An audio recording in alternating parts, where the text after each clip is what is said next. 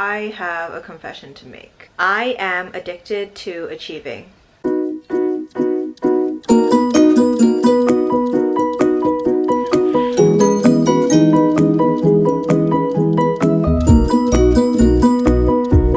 Welcome back to my channel, Iconic People. Another week, another me, sharing some tips on how to be the most iconic versions of yourselves, sharing good vibes, shitting on shitty mindsets, talking about things that no one really wants to talk about. You know the drill. Super excited to head into today's topic, which is just a story about me. Today I want to share about my personal story, what it feels like to be a recovering achievement addict, and how to tell if you're maybe an achievement addict too.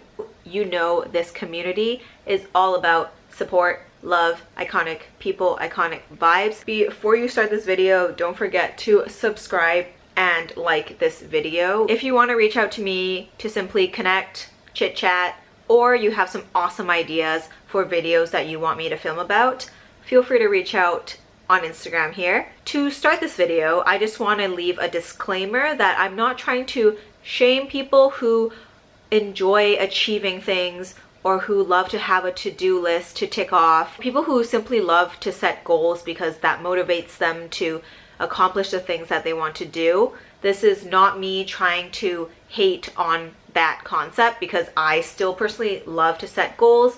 I have big dreams that I plan to achieve. However, I do want to promote a healthier way of achieving those goals and recognize that the way that I was going about them was not the healthiest for myself. I recently made a post on Instagram stating that I am a high achiever because if I stay busy doing things, then I can attempt to momentarily forget the feelings of inadequacy and shame around not being enough for as long as I can remember. I've been someone who identifies with hustle culture, and if you don't know what hustle culture is, it's basically what I call somebody who has created an attachment or identity around working all the time. Show up in your life in the form of a constant need to stay productive and work very long hours, devaluing resting and recharging your body, mind, and soul, valuing others and yourself based on external successes such as money, fame, or power. And lastly, feeling like no matter how much you accomplish, it will never be enough.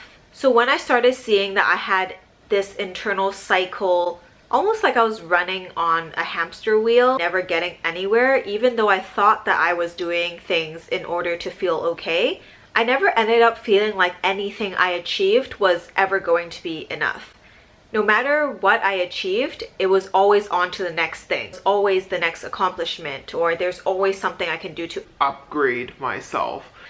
And I think a lot of people don't understand that when we do those things and when we value those things, it means that we have an intrinsic belief that we are not enough to begin with. I can say to you truly that I never felt like I was good enough, and I never felt like anything I did was that great. I think the high of achieving certain things in my life that I am proud of gave me a temporary relief and a split second that I was good enough and that I had a place on this earth. But I can honestly tell you that the high I felt after achieving something never lasted long, just like a drug, and that the place that I had temporarily created for myself on this planet never felt secure. That's why I created this term, recovering achievement addict. It really helps me to realize that I do have a problem that I want to heal from, and if it helps you identify that this is something that doesn't resonate with you anymore and that you want to get help with, you can feel free to use this term to guide you along your journey. The biggest indicator for me on why I was a recovering achievement addict was that I couldn't stop doing things that were productive. If I had a little bit of free time, first priority and the first thought that comes into my head is I need to do something productive. I need to accomplish something. But if I give in to that feeling of needing rest, chilling out, having fun, you know, doing things that normal people do, I would feel that same feeling of someone who has an eating disorder. The guilt of cheating their diet and eating that piece of cake or having that bag of chips. I would feel so down on myself about not doing something useful with that time that I have, and then I would shame myself. I would say really mean things to myself, and it all comes down to You're not good enough. and I need to keep doing things to be good enough. Help that in North America, we have such a fixation on work culture as being the main source of happiness, joy, and fulfillment in life. We're all told that we need a bougie job, a flashy car, a bank account full of money to be good enough. And I'm just gonna Call that shit out. because I've been directly impacted by it. So have many of you.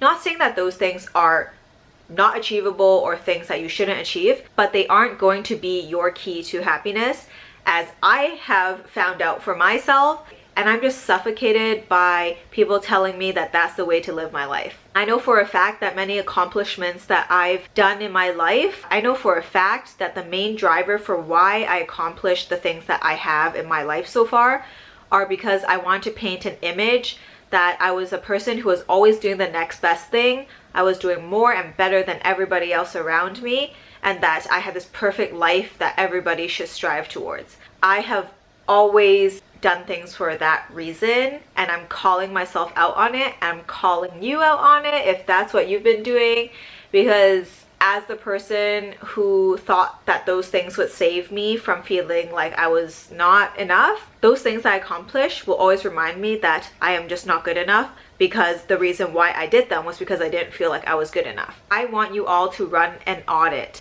on the reasons why you do certain things, the reasons why you want to accomplish certain things, because the energy that you put into the actions that you do to achieve certain things will also show in the results. You need to be very careful around your why, not only to make sure that you're not just mindlessly achieving things for the sake of A childhood trauma. but to also make sure that you will feel secure and fulfilled and great about who you are when you finally achieve those things. A lot of us created our self-worth early on by being told that we either did a good job or a bad job. If we were told that we did a good job, we would feel like we're good enough and that we are enough. So as we grow up, we have the same measuring stick. We think that if we work hard and we get praise for the results that we do from other people, we will be good enough. On the flip side, if we don't get praise on the things that we do from other people, then we feel like we aren't good enough. That's one thing that I had a lot of trouble with. One thing that I had a hard time wrapping my mind around as I entered real life, real society. There wasn't really anybody to tell me that I was doing a good job no matter what I did. And I realized at a certain point, we need to measure our own success based on our own measuring stick, which is one of the hardest things to do. I remember in one specific blog post, they were comparing achievement addicts to someone who has an eating disorder. And I honestly felt like it was a really accurate depiction of what I personally go through. And I know that this comparison holds some truth in it, because on days that I'm feeling like I'm not doing anything in particular, I'll always be spinning my mind around what can I do to push my career? What productive and useful thing can I do in this little time slot that I have in order to feel like I'm doing something so that people don't think that I'm not good enough. So that's the end of today's video. I just want to chit chat a little bit about a system that I just feel like society put on a lot of us, and that creates so much more stress than we allow ourselves to talk about. So if you ever want to talk about the pressures of being a recovery achievement addict, I'm all ears. Feel free to message me on Instagram here. Before you go, don't forget to like this video and subscribe to my channel. Until next time, stay iconic.